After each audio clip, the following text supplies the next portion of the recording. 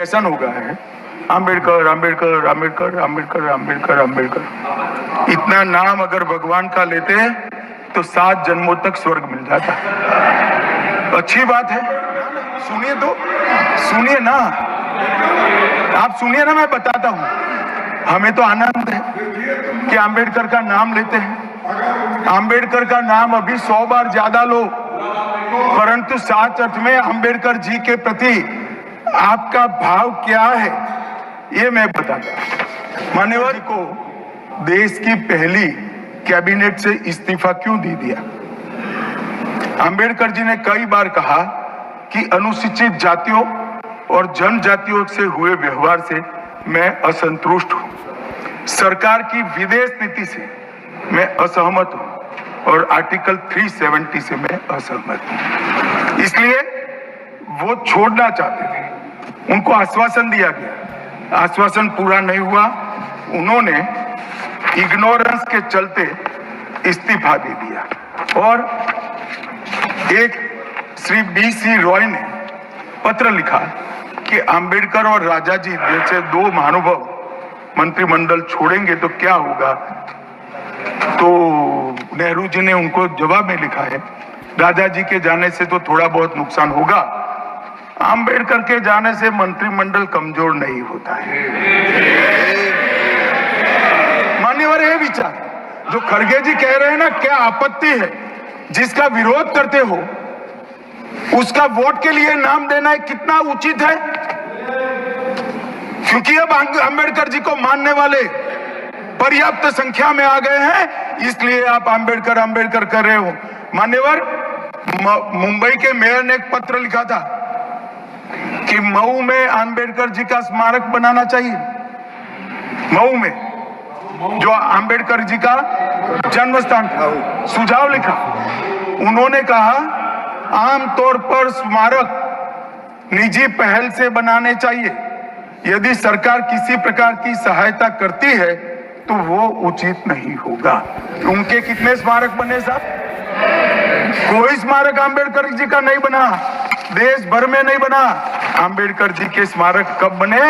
जब भारतीय जनता पार्टी सत्ता में आई, तब मऊ में डॉक्टर अंबेडकर के जन्म स्थान पर स्मारक बना, लंदन में अध्ययन करते थे वहां स्मारक बना, नागपुर में शिक्षा दीक्षावलित वहां बना, दिल्ली में महापरिनिर्वाण स्थल पर बना, और मुंबई में चैत्य भूमि में भी बन रहा है। हमने 5 तीर्थ बनाए महामानव। और मैं मानता हूं, मान्यवर, मैं मानता हूं कि अंबेडकर जी के सिद्धांतों पर चलना नहीं और वोट के लिए उनकी गुहार लगा देना। 14 अप्रैल को राष्ट्रीय समरसता दिवस घोषित किया हमने, 26 नवंबर को संविधान दिवस घोषित किया। उस वक्त भी इसका विरोध कांग्रेस के वरिष्ठ नेताओं ने किया। मान्यवर,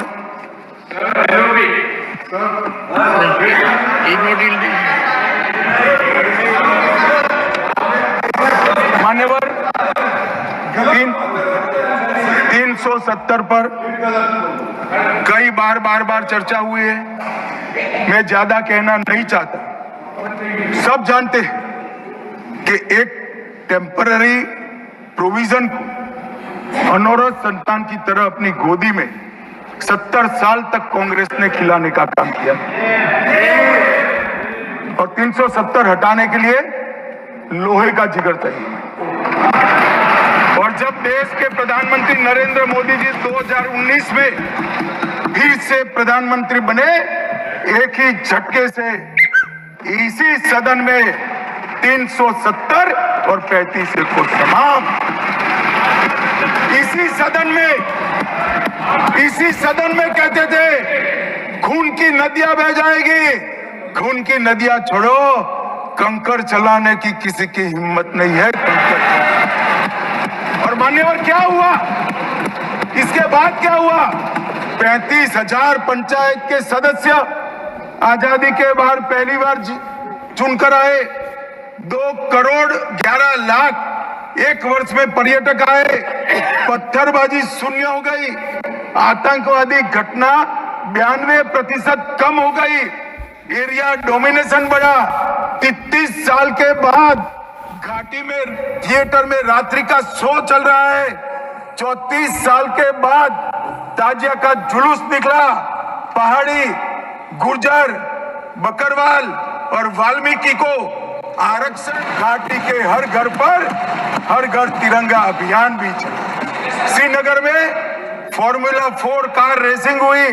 लाल चौक पर तिरंगा शान से फहरता है और दुनिया का सबसे ऊंचा रेलवे आर्च भी आज चिनाब नदी पर बन रहा है। सबसे बड़ी लंबी ट्रांसपोर्टेशन टनल फिर पंजाल में बनी और निर्यात रैंकिंग में अपना कश्मीर सभी यूटी में